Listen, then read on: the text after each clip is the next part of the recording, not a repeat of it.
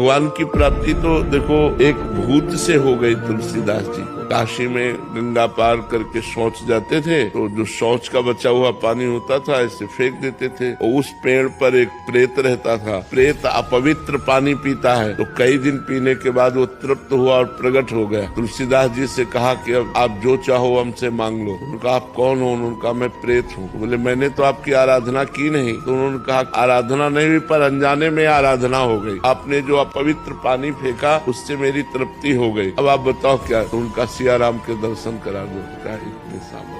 हमारी इतनी सामर्थ्य नहीं है कि मैं सिया राम के दर्शन करा दूं। उपाय बता सकता हूँ, उपाय से पक्का सिया राम के दर्शन हो जाएंगे। तो उनका बताओ। तो बोले तुलसी घाट में जब रामचरित्र का गायन किया जाता है, भगवान की कथा होती है, उस समय महावीर परम महाभागवत बजरंगबली हनुमान जी महाराज आते हैं। उनके चरण पकड़ लो, वो सिया राम जी के दर्शन करा देंगे। तो उनका हम पहचानेंगे कैसे? बोले सबसे पहले आते हैं और सबसे बाद के जाते हैं और मलिन वस्त्र होता है, वृद्ध स्वरूप होता है। तुलसीदास जी उस दिन गए तो जे ही कथा सुनी तो सबसे पहले आकर हनुमान जी महाराज बैठ गए। मलिन कपड़ा पहने ऐसे वृद्ध रूप में तुलसीदास जी दृष्टि रखते हैं। और जब सब चले गए तो हम प्रणाम करके जो ही चले सो पीछे लगे तो भागे हो। तो तुलसी घाट से लेकर संकट मोचन जो काशी के हैं वहाँ तक हनुमान जी भागे तो तुलसीदास जी जाके चरण पकड़ लिए। उनका क्या चाहते हैं? तो उनका प्रभु इतने दिन हो गए भजन करते हुए, मैं अपने प्रभु को देखना चाहता हूँ, कैसे है मेरे सिया राम जी। तो उनका यहाँ काशी में नहीं चित्रकूट में चलो। तो फिर हनुमान जी की कृपा से